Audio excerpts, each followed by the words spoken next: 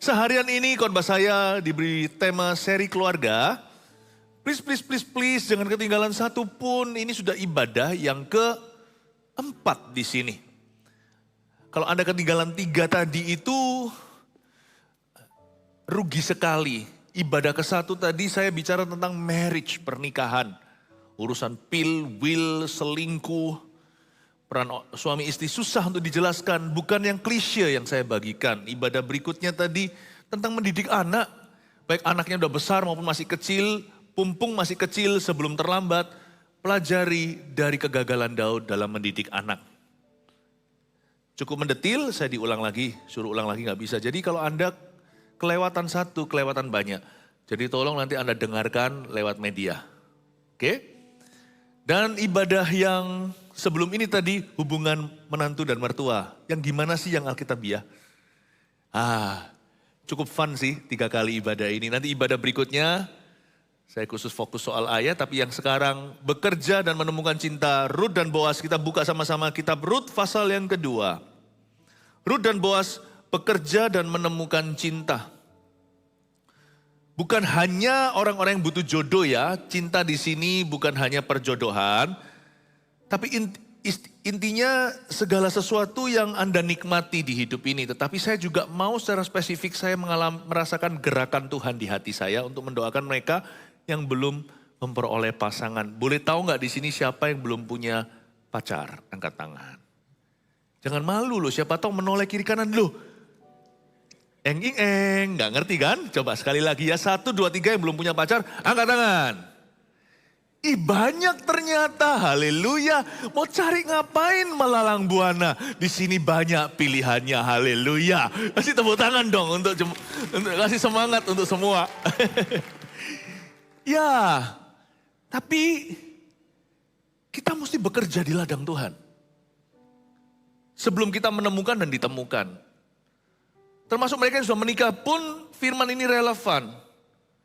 Jangan cari apapun yang Anda nikmati. Carilah dahulu kerajaan Allah dan kebenarannya. Engkau akan menemukan cinta. You will find what you will love the most in life. Mari kita baca terlebih dahulu. Rut bertemu dengan Boas ya. Pedang bermata 2, semua pasti dapat sesuatu. Siapkan catatan ayat ke-1. Naomi itu mempunyai seorang sanak dari pihak suaminya. Seorang yang kaya raya dari kaum Elimelek namanya Boas. Berhenti di ayat pertama, tidak semua orang familiar dengan cerita ini. Tapi saya berharap kalau Anda sudah jadi orang Kristen lebih dari setahun, harusnya kitab Rut Anda sudah tahu. Rut itu punya mertua namanya Naomi. Ceritanya mengenaskan, Naomi punya seorang suami, punya 2 orang putra, minggat ke negeri orang di Moab, padahal mereka orang Yahudi di Bethlehem. Bethlehem lagi ngalami krisis moneter, bahkan kelaparan. Singkat ceritanya, Naomi jadi janda, suaminya malah mati di negeri orang. Cari perlindungan, malah justru kena tulah. Berapa banyak di antara kita hidup itu lari dari masalah.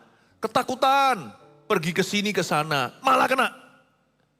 Finansil kayak secara keuangan atau secara sakit penyakit atau apapun juga. Hidup tidak boleh paranoid. Hidup itu untuk bekerja di ladang Tuhan.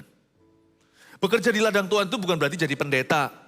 Maksudnya bekerja, Taman Eden itu dicipta sebelum ada gereja. Manusia itu diciptakan oleh Tuhan untuk bekerja. Hidup itu ladangnya. Kita harus aktif. Mengerjakan semua talenta, yang disebut mengerjakan talenta bukan berarti nyanyi saja atau pelayanan di gereja. You must be actively working. Kita harus selalu secara aktif mengerjakan hidup kita. Hidup ini bukan panggilannya untuk pelarian. Hidup ini terpanggil untuk bekerja. Oke?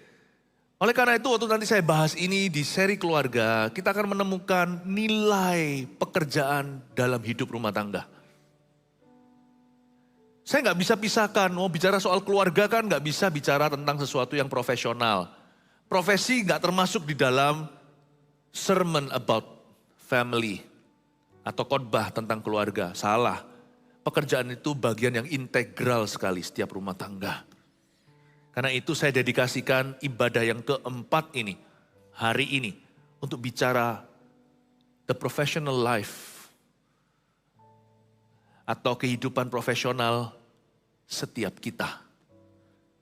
Tahukah Bapak Ibu Saudara, jangan seperti Naomi, lari malah jadi janda. Lalu kemudian dua putranya juga meninggalkan janda. Suami dan dua anak laki-laki mati semua di Moab. Padahal di Bethlehem yang disebut rumah roti, Bethlehem itu artinya the house of bread. Waktu itu kelaparan kan, gak ada gandum, malah justru di situ ada orang kaya raya, namanya Boas. Tempat yang terkutuk seolah-olah, tempat yang tandus ditinggalkan oleh Lot untuk pergi ke Sodom Gomora, malah justru jadi tanah Kanaan, tanah perjanjian. Hidup itu gak tentu, jangan bersandar pada pikiranmu. Engkau lari dari satu bahaya, malah masuk bahaya. Yang dianggap bahaya, malah fine-fine saja. Malah jadi kaya raya. Di situ Naomi punya seorang sanak dari pihak suaminya. Almarhum sudah. Seorang yang kaya raya dari kaum Elimelek. Mana orang bisa bayangkan. Bethlehem itu dianggap kiamat. Malah di situ muncul konglomerat. Dia pergi cari lowongan kerja ke Moab, malah mati semua. Yang dia tinggalkan ketakutan, malah banyak lowongan pekerjaan. Anda nanti baca di bawah-bawah, Boas itu banyak pegawainya. Saking makmurnya sampai-sampai gandum itu harus sengaja dijatuh-jatuhin ke tanah supaya dipungut oleh seorang stranger wanita namanya Ruth. Trust me. Dulu waktu saya masih sekolah di Kanada, ketika terjadi kerusuhan di Indonesia, semua orang berkata, don't go to Indo. Bahaya. Indonesia digambarkan kayak kiamat gitu. Saya pulang duluan karena taat pada panggilan. Karena fokus saya bukan pada lari dari sesuatu. Fokus saya adalah kerja untuk Tuhan. Baik kerja untuk Tuhan itu bisnis kayak atau pelayanan, dua-dua pokoknya. Pokoknya saya kerja untuk Tuhan. Bukan bicara tentang Indonesia lebih baik dari negara lain, enggak sih. Kalau fokus kita benar, keputusan kita akan tepat. Kalau kita lari di hati, keputusan semua akan salah kaprah. Jadi bukan Indonesianya, bisa di Taiwan kayak di Amerika, di mana Allah menempatkan. Saya pulang ke Indonesia, memulai pelayanan dan semua pekerjaan. Orang-orang semua yang takut-takuti saya, jangannya buktinya juga pulang juga. Tapi terlambat, ya pulang semua udah mahal. Pulang semua sudah penuh. Let's not be families in fear. Do not be a family in fear. Jangan menjadi sebuah keluarga yang ketakutan. Tapi hiduplah yang benar di mata Tuhan. Sehingga setiap keputusanmu itu diurapi. Pelajaran dari Naomi. Malah justru di Bethlehem yang dia takuti, muncul konglomerat. Yaitu dari kaum Elimelek namanya Boas. Haleluya. Bapak Ibu Saudara, jangan lari. Tapi bekerjalah. Mindset kita harus berubah. Kerja. Kerja itu gak bisa pensiun. Kalau kita sudah tua, kerja itu hanya berubah sifatnya, pekerjaannya. The nature of work can change. But the worker cannot. Hakikat pekerjaan, intisari atau jenis pekerjaan, tipe-tipenya bisa berubah.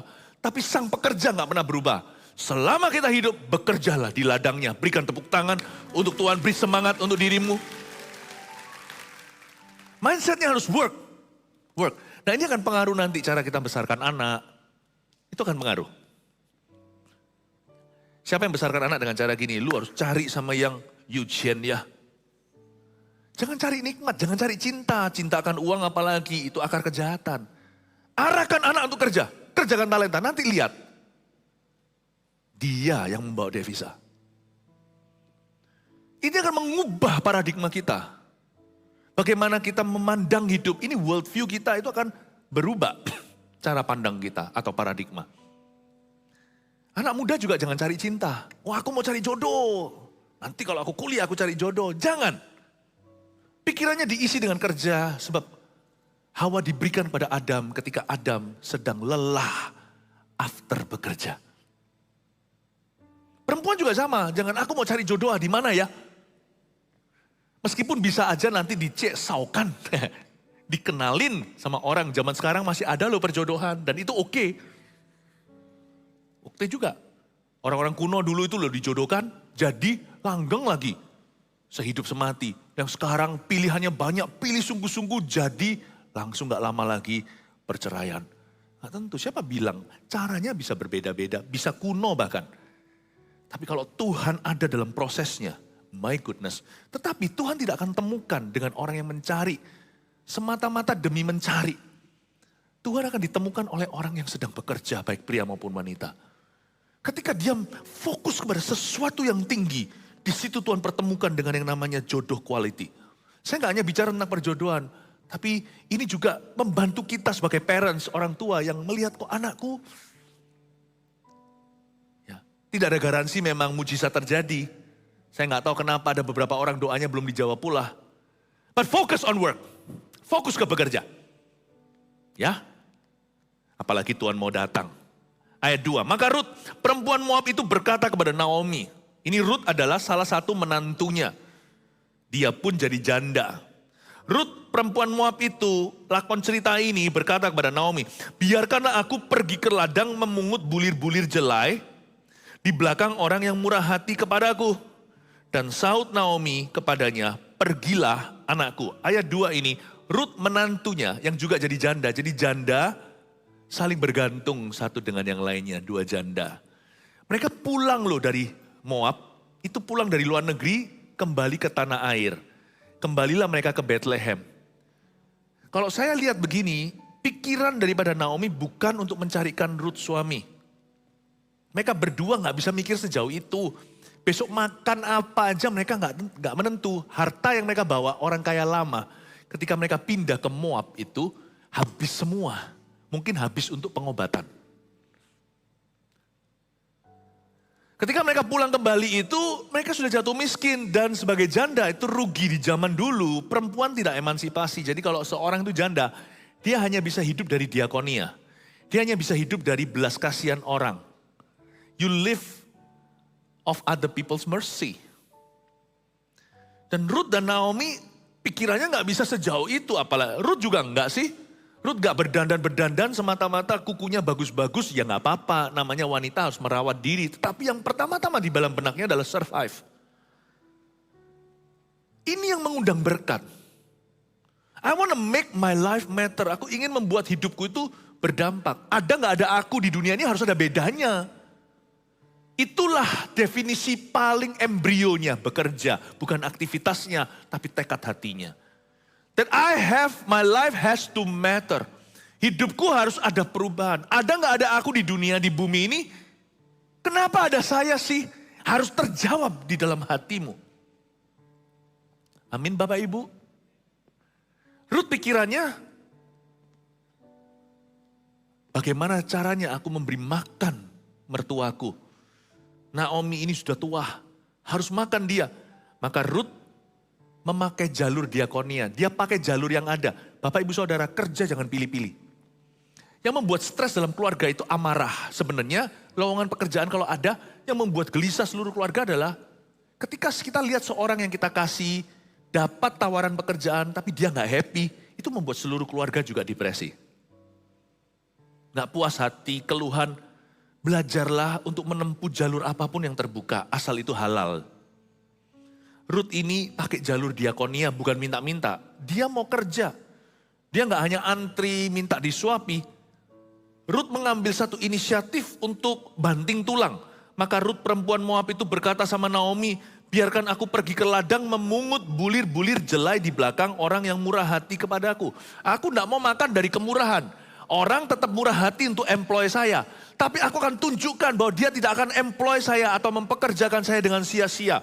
Dia berkata, aku akan memungut, itu kata aktif, bulir-bulir jelai di belakang orang yang murah hati kepadaku. Dia percaya berkat Tuhan. Dia percaya penyediaan Allah, tapi dia juga tahu bahwa dia perlu berusaha. Ruth tidak pernah mengeluh. Ruth juga tidak pernah menuntut orang lain berbelas kasih. Dia cari pekerjaan yang solid. Dan yang solid itu ternyata bukan pekerjaan yang mulia di mata masyarakat, memungut jelai. Itu kayak cleaning service. Anda tahu kalau Anda suka akuarium ada ikannya, perlu punya satu ikan, apalagi ikan tawar. Ikan yang makan lumut. Itu dibeli bukan karena bagus, karena kita mau dia. Itu ikan tanggung banget. Dari atas ikan, nanti kalau di kacanya akuarium, ini lintah.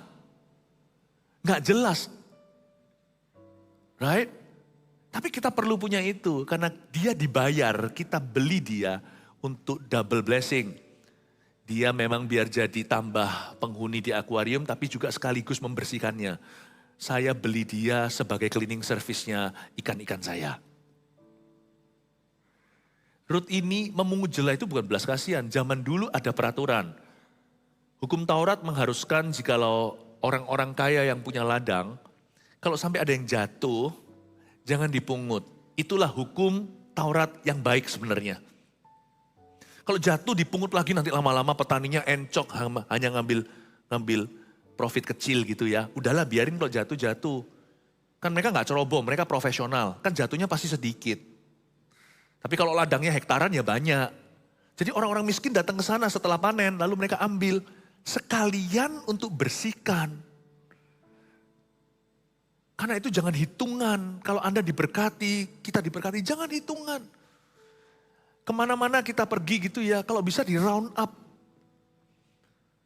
Jangan orang jual sayur naik sepeda ditawar sampai 50 rupiah. Saya tahu kita pas-pasan. Tapi 50 rupiah sama 100 rupiah nggak terlalu beda. Tapi beda buat bapak tersebut. Round up.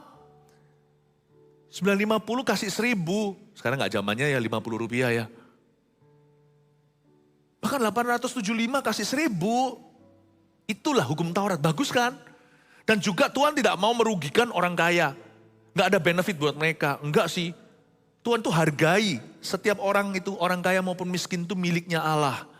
Tuhan cinta segala bangsa.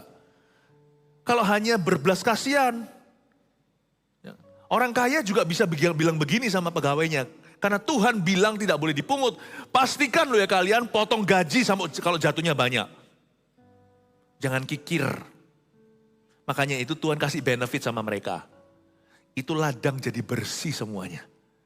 Karena kalau ada banyak yang jatuh tidak dipungut. Mungkin nanti ada banyak binatang datang ke sana malah rusak sawahnya. Jadi yang namanya win-win solusi itu ada. Tuhan kasih benefit untuk orang miskin, Tuhan kasih benefit untuk orang kaya. Orang miskin dan orang kaya saling menguntungkan di dalam hukum Taurat tersebut. Bagus kan? Tapi kasihan, Rut ini dulu masuk dalam keluarga Naomi karena keluarga Naomi berada. Tapi sekarang dia gak punya apa-apa. Kecuali dia punya tanggungan seorang janda, mama mertua. Mereka semua dua-dua sama-sama ditinggal suami mati. Rut itu bisa sisingkan lengannya dan berkata, "Mama, aku pergi ke ladang ya. Aku mau memungut bulir-bulir jelai di belakang orang yang murah hati kepadaku." Dan maminya berkata, "Pergilah anakku." Pergilah ia lalu sampai di ladang dan memungut jelai di belakang penyabit-penyabit ayat 3. Kebetulan, coba katakan kebetulan. Coba katakan lagi kebetulan. Penting loh. Kebetulan ia berada di tanah milik Boas yang berasal dari kaum Elimelek. Begitu banyak sawah, Bethlehem gak besar, gak seperti Surabaya, Jakarta. Saya baru beberapa minggu lalu ada di Bethlehem, saya lalui. Bethlehem gak gede, tapi untuk bisa dia berakhir di ladang nyok yang satu itu, ladangnya Boas yang ada sanak saudara sama Naomi, itu gak mungkin kalau gak diatur Tuhan. Tuhan tidak pernah menuntun langkah kaki orang yang leye-leye di rumah. Atau orang yang sekalipun bepergian, kelihatannya kakinya aktif berjalan tapi bukan untuk Tuhan. Hidupnya dipakai hanya untuk masuk dari satu toko sia-sia ke toko sia-sia yang lainnya. There's no God in your life kalau begitu. Bukan karena Allah tidak mencintaimu, Allah tidak punya perjanjian. Waktu Tuhan tanda tangan notarisan istilahnya perjanjian itu tidak ada dalam termnya. Bahwa Allah akan memberkati mobil yang tidak jalan. Tapi Allah akan mengisi bensin mobil yang digunakan. Jadi Tuhan tidak ada di dalam pada kaki orang yang leye-leye di rumah, dan Tuhan tidak ada pada kaki orang yang kelihatannya aktif tapi berjalan di luar tujuan. Tetapi kalau Tuhan ada di kakimu Bapak Ibu, maka keluarga Anda dan dirimu sendiri akan penuh dengan kebetulan. Kaki itu bisa ke kiri ke kanan itu disetir Tuhan. Tanpa Anda sadari loh. Kalau Anda sadari semua, itu bukan tuntunan, namanya perencanaan. Tapi kalau Anda tidak menyadarinya sebagian besar, itu namanya kebetulan. Tapi di sisi Tuhan namanya penyertaan.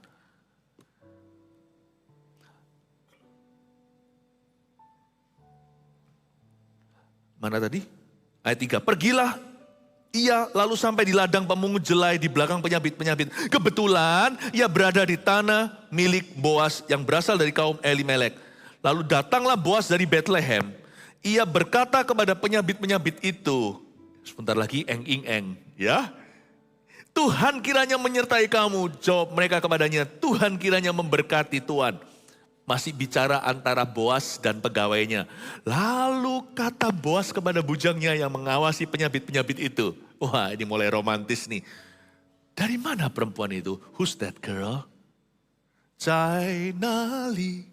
在哪里见过你？在梦里，在梦里见过你。Wow, Jeng. When I fall in love, it will be forever. Kok tahu kau? Tapi belum sih, terus terang Boas belum jatuh cinta. Tapi Boas merasa, who is that woman? Kerjanya kayak laki-laki, cepet. Tapi badannya tetap halus, lembut seperti wanita. Bujang yang mengawasi penyabit-penyabit itu menjawab, dia adalah seorang perempuan Moab. Dia pulang bersama-sama dengan Naomi dari daerah Moab. Berhenti sampai ayat 6 dulu, saya jelaskan. God is the God of Hab. Dia adalah Allah kebetulan. Allahnya serba kebetulan itu Tuhan. Bukankah ada kata di Mazmur 23, kebajikan kemurahan akan mengikuti kita? Kebajikan kemurahan itu tahu enggak? Coba dijadikan 1-2 kata itu. Kebajikan kemurahan bukan menjadi keburahan. Kebajikan kemurahan bukan berarti kemujikan. Kebajikan kemurahan kita gabung sama dengan kebetulan yang datangnya dari Tuhan. He's the God of Hab. Dari situlah kata bahasa Inggrisnya happens. Happening, kejadian. Happen. He's the God of Hab. Itu bahasa aslinya. Dialah Allahnya serba kebetulan yang indah dan sempurna. Ini ajaib loh. Saya ceritakan satu kebetulan lagi. Pada kaki yang bekerja. Ada seorang janda. Janda lagi. Kenapa janda terus yang mengalami begini? Untuk menunjukkan saat kau lemah, kalau kau percaya, kau akan lihat tuntunan Tuhan. Tapi kalau dirimu bergantung pada kekuatanmu, sekalipun kau punya semuanya, punya suami atau istri lengkap semuanya, hidupmu akan seperti janda tak berdaya. Tuhan itu jagonya mengangkat raja dan menurunkan. Tuhan itu jagonya membuat orang hikmat kayak orang yang bodoh, orang yang dibodohkan oleh dunia menjadi bijaksana. Let me tell you, when you trust God, you see His plan. When you don't trust God, He will fail all your plans. Waktu Anda percaya kepada Tuhan, semua rencanamu akan terjadi melampaui ekspektasimu. Yang tidak terjadi itu karena Tuhan ganti dengan rencana lebih tinggi. Tetapi ketika Anda percaya pada kekuatan sendiri, semua rencanamu akan digagalkan. Ada satu janda. Janda itu cuma di masa kelaparan yang parah. Parah nih. Dan janda itu di luar Israel lagi. Janda itu mau masakkan tepung roti yang terakhir untuk makan dia sama anaknya. Kayaknya anak sematawayang. Setelah itu mereka mati, tapi anehnya janda itu siang itu sekalipun tahu itu roti terakhir lalu mereka besok mati, dia tetap pergi cari kayu bakar. Bayangin. Even though sekalipun dia bukanlah umat pilihan, dia bukan orang Israel, dia hidup sesuai firman dan Tuhan konsekuen, siapa hidup dari firman akan dihidupi firman. Lalu dia keluar kan, dia ambil kayu bakar semuanya, ketemu sama siapa? Ada satu orang pendeta disuruh meninggalkan sungai Kerit. Gagak udah gak delivery lagi. Kali ini Tuhan berkata, aku sediakan bukan lewat burung, tapi aku akan sediakan lewat orang. Kamu sama burung udah berhasil, sekarang hambaku kamu pergi dari sungai ini, pergi ke kota Anu. Pergi ke gerbang itu, nanti di sana ku beri instruksi yang baru. Kalau burung kasih kamu makan, kamu sudah bisa berhasil dari latihan yang sederhana ini. Sekarang kamu akan melihat bagaimana aku bisa memelihara semua orang yang percaya kepadaku. Kamu akan dipelihara, orang tersebut akan kupelihara karena kamu. Jadi dua orang berjalan dalam rencana Tuhan. Yang satu itu nabi, pasti peka, dia tahu ini rencana Allah. Yang satu lagi hanya pegang pada norma prinsip common sense. I must work, I must not give up. Aku tidak boleh lari, kelaparan I know, I see. Tapi dia keluar cari kayu bakar. Aku harus kerja, besok lusa mati gak apa-apa. Tapi hari ini tubuhku harus hangat, besok anakku tetap harus limutan. Dan bagaimanapun juga daripada saya itu di rumah idle tidak berbuat sesuatu, procrastinate cuman muter-muter aja gak tahu berbuat apa. Mending ku gunakan hidupku untuk sesuatu yang aktif. Dia ceklok dirinya sendiri, pergi ke gerbang kota tersebut. Dan dia menjadikan hidupnya berguna untuk dirinya. I must do something useful. Aku harus lakukan sesuatu yang bermanfaat. Tanpa dia tahu, orang begitu langsung memagnet Tuhan. Zut! Tarik kuasanya karena Allah melihat hati. Orang itu dituntun kakinya, tiba-tiba hinggap virus sorga yang indah. Hap, the spirit of Hap, roh kebetulan, bum di kakinya. Dia jalan, ketemulah Elisa. Ya singkat cerita Elisa berkata, itu roti siapa? Dikasih latihan rohani. Supaya dia cari dulu kerajaan sorga. Elisa gak kepingin roti. Dia sudah kenyang dari gagak kok. Apa susahnya kalau gagak bisa disuruh? Tentunya Tuhan bisa suruh merpati. Gagak itu liar. Kalau kucing bisa kita latih. Gampang tuh anjing. Elisa sudah, Elia. Ya. Elia sudah, apa namanya? Udah biasa. Itu bagi janda itu mujizat. Bagi Elia itu downgrade. Dia sudah melihat iman yang lebih besar. Dia sudah pernah mengalami kemuliaan yang lebih gede dari itu. Jadi kalau Elia sampai seorang nabi minta sama dia, itu kamu masak untuk aku dulu. Itu bukan manipulasi. Karena kalau Anda minta sesuatu yang Anda butuh, itu berarti Anda membutuhkannya. Kalau Anda minta sesuatu yang Anda tidak butuhkan, Anda punya limpah, itu berarti Anda menguji orang itu. Kalau saya minta es krimnya anak saya waktu kecil makan es krim sedikit, minta papa minta bukan berarti saya nggak bisa beli sendiri. Wong dia punya es krim saya yang beli. Tapi kalau saya minta sesuatu yang saya butuhkan, itu lain cerita. Ini Nabi tidak membutuhkan apa-apa. Singkat cerita akhirnya apa yang terjadi? Ketemulah. Ternyata dari semua cerita ini, baik Ruth Boaz, semua Elia, bahkan Elisa juga ada cerita-cerita yang gitu. Wanita tersebut, setelah roti tersebut diberikan, ada banyak pengalaman-pengalaman hidup. Elia ngalami mujizat demikian, Elisa juga, ada juga buli-buli minyak yang tidak pernah berhenti minyaknya, sampai jadi pabrik minyak. Ajaib Tuhan itu. Semua itu cerita dimulai dengan orang yang bekerja. Bapak Ibu Saudara, cherish your work. Meskipun pekerjaan itu mungkin jalur diakonia sekalipun pekerjaan itu bukan pekerjaan yang patut dibanggakan ketika ada pesta, ngobrol sama teman. Jangan bawa stres kerja yang di luar pekerjaan itu masuk ke rumahmu. Sedangkan stres yang dari dalam pekerjaan itu bagus untukmu, itu melatih kita untuk sungguh-sungguh. Tapi yang membuat keluarga itu seringkali gelisah, gundah gulana, tercuri damai sejahtera, hilang sukacita apa? Stres yang justru bukan dari pekerjaan itu. Tapi stres di luar atau tentang pekerjaan tersebut. Bukan stres pekerjaannya itu sendiri. Paham maksud saya ajak mikir sedikit. Tahu nggak kalau saya sekarang ini, pekerjaan saya khotbah misalnya hari ini 5 kali. Ini ada stresnya loh. Tapi stres ini membuat saya jadi tidak pikun.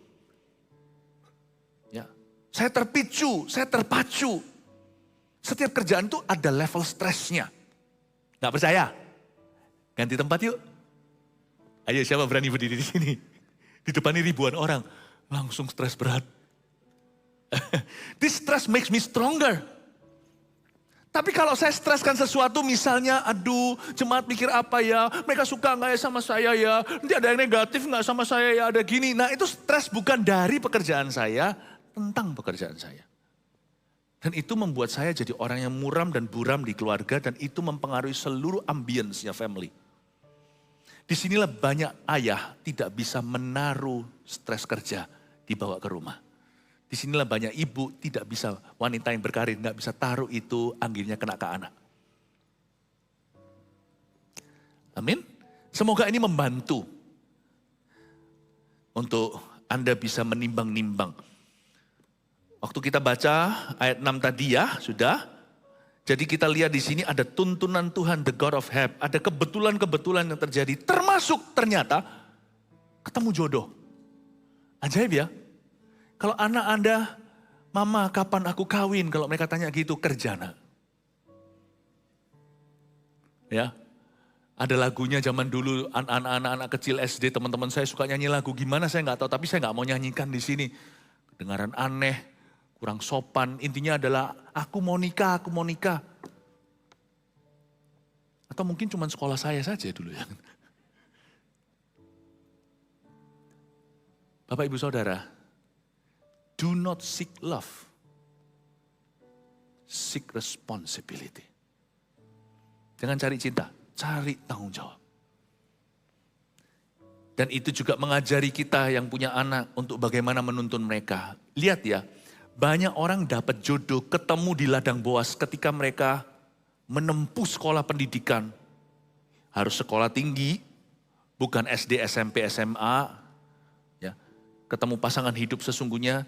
Dan ketika mereka sudah berada di jalur memikirkan karir, Tuhan munculkan atau ketika mereka sudah mulai bekerja. Itulah sebabnya, jangan pernah kita itu arahkan anak kita untuk cari jodoh. Arahkan anak kita untuk cari kerja. Tapi jangan kerja yang abal-abalan. Celakalah orang yang pekerjaan itu pilihannya banyak. Sedangkan orang-orang itu satu pun gak punya. Bahkan lebih bahagia anak dari keluarga yang biasa, yang pekerjaannya tidak bisa memilih, saudara. Cari kerja. Kalau kita mikirkan untuk cari jodoh untuk keturunan, maka saya sarankan, yang pertama digariskan adalah garis karirnya dalam doa. Misalnya, kalau saya mau taruh anak di sekolah mana, di situ. Saya harus ready, dia bisa saja dapat salah satu di antara mereka. Jadi jodoh itu nggak usah dicari. Cari ladang, ladang itu nanti mencarikan. Paham maksud saya?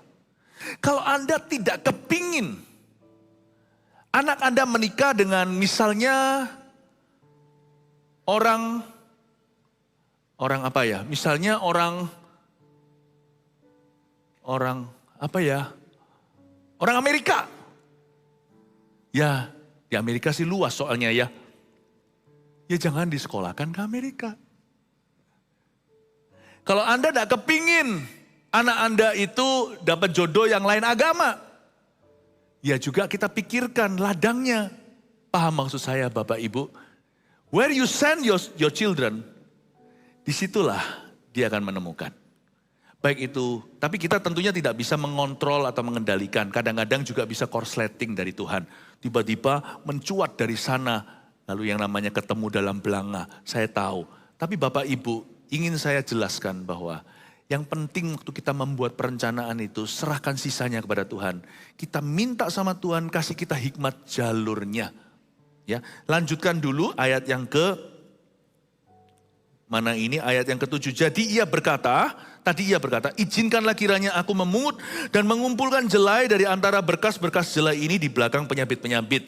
Ini pegawai Boas lagi cerita tentang Ruth memberikan laporan sama bosnya. Begitulah ia datang dan terus sibuk dari pagi sampai sekarang dan seketika pun ia tidak berhenti.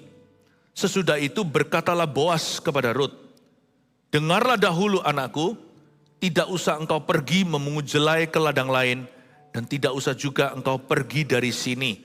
Tetapi tetaplah dekat pengerja-pengerjaku perempuan.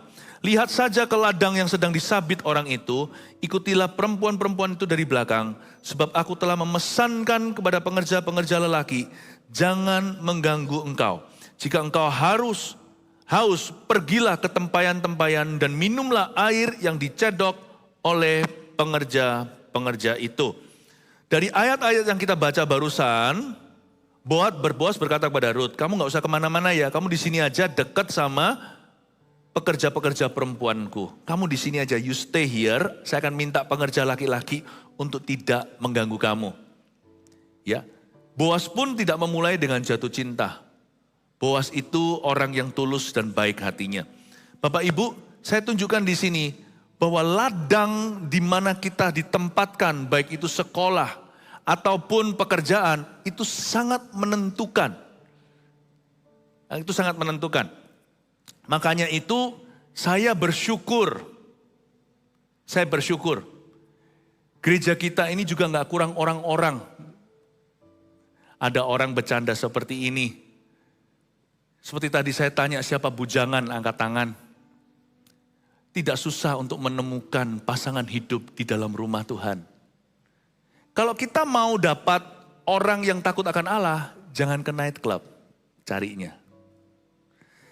Kita itu semua kan bergabung dalam motivasi yang sama. Misalnya datang kemari semuanya ke gereja ibadah, kita datang ke kebaktian itu dengan satu motivasi, kita mau belajar firman. Tidak semua orang sama sih, saya tahu ada yang ikut-ikutan segalanya. Tapi yang ikut-ikutan bentar lagi juga akan mengikut kok, dia akan cari Tuhan. Itu pun di gereja ya, masih bisa ngerasakan perbedaan loh. Sekalipun sama-sama Kristen satu gereja sekalipun, gak tentu kompatibel, gak tentu cocok loh. Gak tentu loh, bener. Apalagi kalau kita pergi yang berlawanan, anak-anak Tuhan pergi ke clubbing, ya.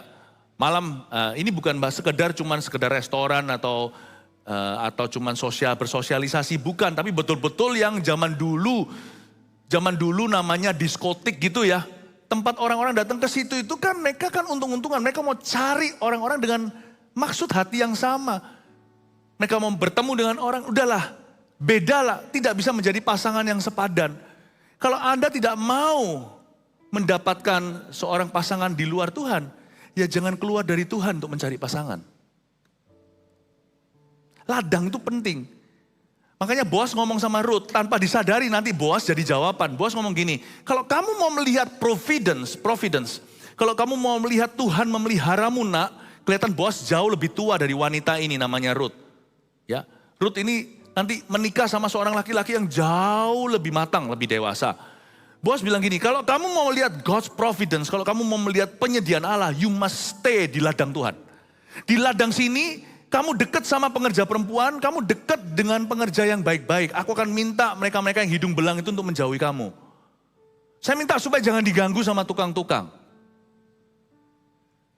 Jadi Boaz itu tanpa menyadarinya, nanti ujungnya ternyata mereka jatuh cinta. Tapi Boaz itu mengerti sebagai orang yang jauh matang rohani, you kalau mau melihat the providence of God, mau melihat penyediaan Allah dalam hidupmu, stay, tinggal di ladang, bukan cari aman atau zona nyaman, di ladang yang terang.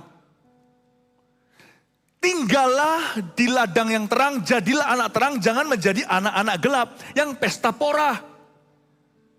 Your life will not get anywhere. Orang-orang zaman dulu punya satu konsep begini, sebenarnya sekarang sih gak sepenuhnya benar tapi 50-50. Orang berhasil gak itu kan tergantung orangnya. Tapi orang-orang zaman kuno, tapi ya tetap ada hikmatnya, saya ngerti. Kadang-kadang mengutus orang sekolah jauh-jauh misalnya ke luar negeri itu gak tentu yang dicari akademisnya loh. Tapi dia tahu sekolah tertentu tuh koneksi-koneksinya. Dikirim itu karena nanti koneksi-koneksinya. Sekarang kita hanyalah teman sama-sama makan pizza, sekali-kali bolos kelas. Nanti suatu hari itu memimpin di sektor ini, itu pemimpin di sektor sana. Ternyata orang-orang zaman dulu itu tahu mengirim anak kemana itu bukan hanya melihat sekarang atau dia lulus saja. Tapi dia ketemu siapa di ladang tersebut, itu akan menentukan karirnya suatu hari. Politik itu juga begitu. Iya kan? Tapi orang Kristen kadang-kadang kita lebih gak perhitungan soal begitu. Kita meremehkan pentingnya the value atau nilai sebuah ladang. Saya bersyukur di gereja kita ini ladangnya luas, jadi kalau orang gak dapat jodoh itu seharusnya mustahil. But you need to get yourself activated. Tapi ini bukan sebagai satu garansi ya karena saya bukan Tuhan. Oh pasti dapat, segera dapat, nggak tentu. Saya nggak tahu jodoh datangnya dari Tuhan soalnya. But if you are already, kalau Anda sudah berada di ladang yang tepat, ladang yang baik, benar, bahkan terang, bersyukurlah Anda sudah berada di poros kehendaknya. Amin Bapak Ibu Saudara. Jadi kalau orang tua yang memikirkan jodoh untuk anaknya, nggak usah ribet mikir tentang laki-laki siapa atau wanita siapa. Kalau Anda dan saya mau urusi dia next planningnya apa. Kamu sekolah atau sudah kerja, lalu next apa dan sebagainya. Dan kita bawa itu dalam doa karena kita tidak bisa menentukan, ladang yang menentukan. Tapi kita akan bawa itu dalam doa. Ya Tuhan dalam nama Yesus, aku berdoa untuk koneksi ilahi sehingga anak aku ditemukan selalu di waktu yang tepat, ketemu orang yang tepat, untuk tujuan yang tepat, di waktu yang tepat, di tempat yang tepat. Itu namanya doa yang tepat. Jangan sampai anakku ditemukan di waktu yang salah, di tempat yang sama, salah ketemu sama orang salah dengan maksud yang salah dan tujuan yang salah pula. No, tidak, aku tolak di dalam nama Yesus. Kita hanya bisa bawa itu sebagai ortu, kita doakan in Jesus name. Tapi motivasi kita harus bersih. Jangan sampai nanti kalau punya anak lalu anaknya dilemparkan ke lingkungan tertentu supaya dapat orang yang ini tadi. Orang yang kaya raya seperti Elimelek. Oh jangan begitu, jangan murahan. Dalam Kristus jangan jual anak. Kalau kita mencintai keturunan kita dan kita punya kebanggaan pribadi dalam Tuhan. Kalau kita itu punya self-respect, we will not do that. We will not do that. Sebab kalau kita mau menjadi panjat sosial, mau panjat sampai kapan, itu tidak akan ada puasnya. Jangan jadi begitu. Tulus saja, tentukan ladang di mana kita bisa berbuah dan kita bisa bersinar terang untuk Tuhan, bersama Tuhan di ladang. Di situ, bawa itu, percayakan ke kaki Tuhan, semua indah pada waktunya. Lord Jesus, I pray that I may be found at the right place, at the right time, meeting the right people for the right reason. Aku berdoa supaya aku bisa ditemukan selalu di waktu yang tepat, di tempat yang tepat, untuk tujuan yang tepat, dengan maksud yang tepat, ketemu orang yang tepat. Amin Bapak Ibu Saudara. That is how. Itulah caranya kita menemukan cinta untuk kita maupun menemukan cinta untuk seseorang yang kita cintai. Kita tentukan. Jadi jangan pernah menentukannya itu dengan mata hati yang salah. Mata keranjang tidak diberkati Tuhan, mata duitan tidak diberkati oleh Tuhan. Mata apa? Mata iman. I'm going to send dari sini. Dan kita tahu, kita punya kriteria. Kalau saya taruh di situ, kalau enggak mau jadi sama orang Timur Tengah, ya jangan tinggal di Timur Tengah. Meskipun di sini juga bisa dapat orang Timur Tengah.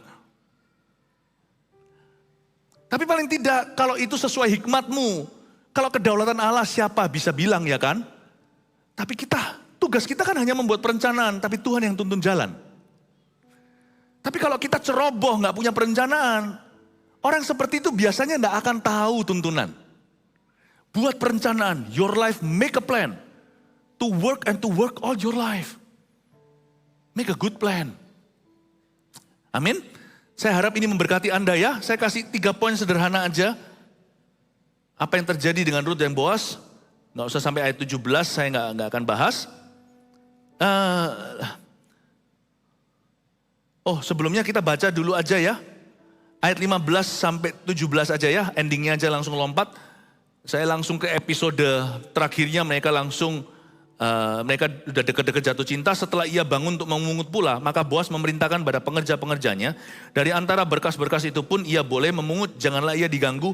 Bahkan haruslah kamu dengan sengaja menarik sedikit-sedikit dari onggokan jelai itu untuk dia dan meninggalkannya, supaya dipungutnya.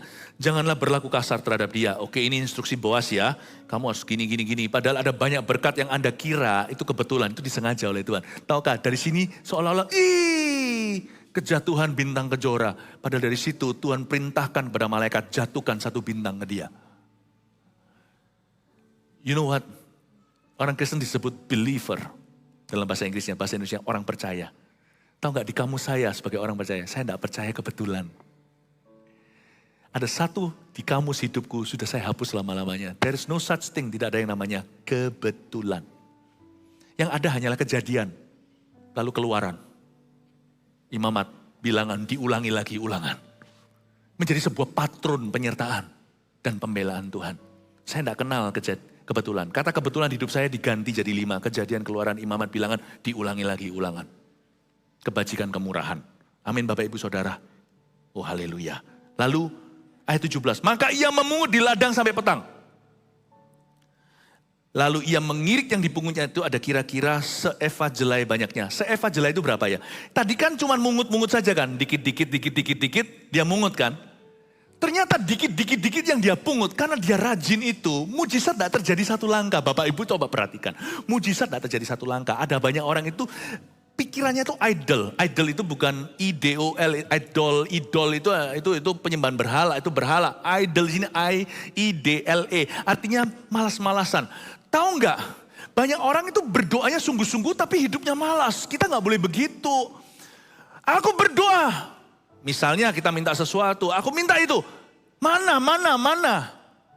No. Iman tanpa perbuatan dalam hati. Setelah kita berdoa amin, taruh di sorokan hati. Lalu kita bekerja seolah-olah tidak ada doa itu.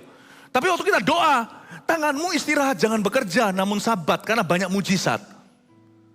Berdoalah seolah-olah Anda belum bekerja dan Anda tidak akan bekerja, tidak punya kaki tangan. Anda berharap dan bergantung hanya sama Tuhan. Tapi setelah Anda amin, taruh di sorokan hati, kerjalah seolah-olah tadi tidak berdoa, besok nggak usah doa. Itu dia. Kalau enggak ya, iman kita itu hanya kita minta sekali, minta langsung terjadi sesuatu. Tetapi Bapak Ibu, Tuhan akan menginspirasi kita usaha apa yang harus kita lakukan. Bagi seorang Rut, dia hanya mau ngasih sesuap makan, beneran ini bukan sesuap nasi dan sepiring berlian. Dia hanya mau kasih makan sesuap nasi beneran, itu jelai sih, nasi Yahudi. Dia mau kasih makan mama mertua tercinta, jadi dia ambil.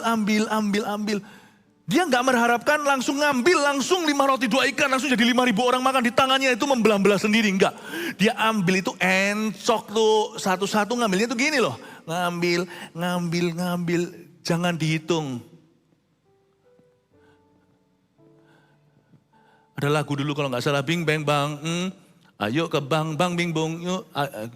Kita nabung, terus jangan dihitung, tahu-tahu nanti dapat untung. Itu anak kecil, lagu di TV dulu kayak begitu. Ya bagus sih, ngajak anak kecil untuk bisa menghargai uang kecil ya kan. Tapi itu juga betul, soal mujizat, bukan soal keuangan. Iman itu ditabung dengan ketaatan. Jangan dihitung, tahu-tahu nanti ujungnya dapat untung. Bapak Ibu Saudara, pelan-pelan semua onggokan yang jatuh disengaja, namun kelihatan seperti kebetulan, dipungut pelan-pelan oleh Rut. Dan dia pulang membawa seeva jelai. Jangan hina seeva. Sebutir itu kecil, seeva itu enggak kecil. Seeva itu 36 liter jelai dia bawa pulang. Itu hueja bukan tapau namanya, itu bawa sak restoran. Nah, tapi lebih tepatnya dia nggak bawa restoran, Tuhan kasih dia pemilik restorannya yaitu Boas. Dia hanya lihat butir yang jatuh satu. Dia taat hari itu nggak tahu besok gimana menyambung hidup. Pokoknya ini untuk mama, ini untuk saya. Ini kalau kita nggak cukup nanti malam kalau lapar, ambil terus begini. Gini aja saya capek loh. Terus ambil gini, ambil ke sini. Ujungnya 36 liter satu restoran, dapat pemilik restorannya. Carilah dahulu kerajaan sorga dan kebenarannya.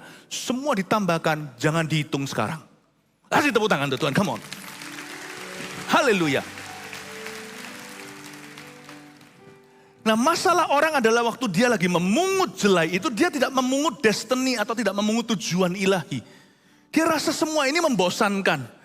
Lalu yang paling merugikan, kata Yakobus, adalah orang yang mendua hati. Karena orang itu kan pelin-pelan, setelah dia taruh jelainya, cuma segini dibuang. Nanti prosesnya ulang lagi.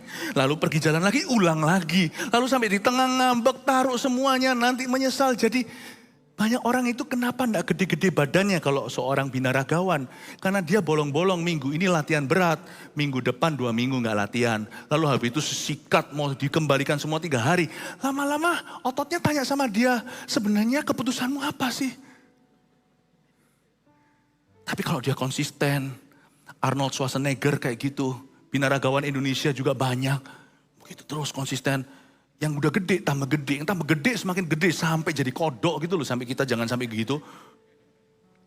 Itu gak bisa langsung orang itu GR, aku latihan sekali jadi kodok. Enggak, jadi suike. Untuk jadi kodok itu pelan, angkat lagi. Saya bukan PT, saya bukan personal trainer. Tapi menurut saya pengetahuan umum ya. Kalau Anda mau besar, mau jadi. Hari ini angkat 5 kilo, besok harus 7,5. Next itu kasih tambah supaya tidak jenuh ototnya. Gak bisa setelah 5 kilo naik 7,5, malas 2 hari. Nanti waktu kita sekali lagi, saya habis operasi. Waktu kaki. Setelah itu Bapak Ibu, saya ada waktu saya berhenti olahraga tertentu. Saya mulai lagi push up sekali aja seperti mengangkat bebanmu. Kayak mengangkat beban jemaat. Beratnya padahal dulu 100 kali tidak bergeming. Ini sungguhan saya gak omong besar. Mulai lagi. Untung saya itu pendeta, bukan binaraga. Kalau binaraga saya sudah gagal total. Tapi rohani saya gak pernah on and off. Selalu terus dan konsisten. Pewahyuan semakin grace, semakin baru, semakin dalam. Kuasa Tuhan semakin menjadi-jadi. Bapak Ibu Saudara, whatever is precious, if your life is precious. Jangan on and off sama Tuhan. Kerja juga jangan mut-mutan. Mau kerja sekarang enggak, punya visi enggak. Lihat ya, orang tanya 1 minggu, 7 hari 7 visi yang beda-beda Anda bicara sama dia. Visi itu 1, kejar itu sampai dapat. Kalau visi besok bisa dicapai, itu bukan visi. Itu rencana jangka pendek. Amin Bapak Ibu. Kejar itu. Ketika dia sampai sana udah 36 liter loh. Itu gede sekali. 3 poin sederhana dari pengalaman pelajaran hari ini. Nilai sebuah pekerjaan dalam rumah tangga, yaitu bekerja dan menemukan cinta sekaligus tentang perjodohan. Nomor 1 tulis ini, jangan biasakan diri malas bekerja dan suka beralasan. Jangan biasakan diri malas bekerja dan suka beralasan. Udah? 2, jodoh itu dari Tuhan, walaupun banyak faktor kebetulan. Ini kita harus hargai sebagai papa mama juga. Kita nggak bisa menentukan. Nggak bisa menentukan. Saya waktu dapat jodohnya untuk saya di Kanada, ketemu jodoh saya di Surabaya. Istri saya sekarang. Nggak tentu ya. Ditaruh sama papa mama saya di Kanada bukan berarti dapat orang Kanada. Saya masih ingat kok. Seperti Adam melihat kiri kanan, tidak ada yang cocok untuk dia. Adam menunggu Hawa. Bagi saya sebagai pemimpin, saya udah jadi pemimpin youth, pemimpin praise and worship, PAW, segalanya. Nggak nemu tuh, Kanada besar gitu padahal berseberangan dengan Amerika. Amerika juga banyak, ketemunya di Surabaya. Kita nggak bisa tentukan, tapi semua itu jalur dari Tuhan. Kalau kita ikuti panggilan, ketemu di belanga. Amin Bapak Ibu Saudara. Demikian pula di sini anak-anak muda, orang-orang muda yang berapa yang nggak muda lagi. Jodoh itu dari Tuhan ya. Jadi kalau belum dapat hari ini juga jangan kecewa sama Tuhan ya. Kalau Anda tanya sama saya kenapa? Rumusnya sudah saya lakukan semua. Nggak tahu. But if you are already in the field, berada di ladang Tuhan, tetap di sana aja. Jauh lebih bagus jomblo di ladang Tuhan daripada gandengan di jalan musuh. Oke? Jodoh itu dari Tuhan walaupun banyak faktor kebetulan. 3, carilah Tuhan maka semuanya itu akan ditambahkan. Amin Bapak Ibu Saudara. Yang diberkati Tuhan berikan tepuk tangan dan beri semangat pada dirimu. Haleluya, mari kita semua bangkit berdiri, praise the Lord.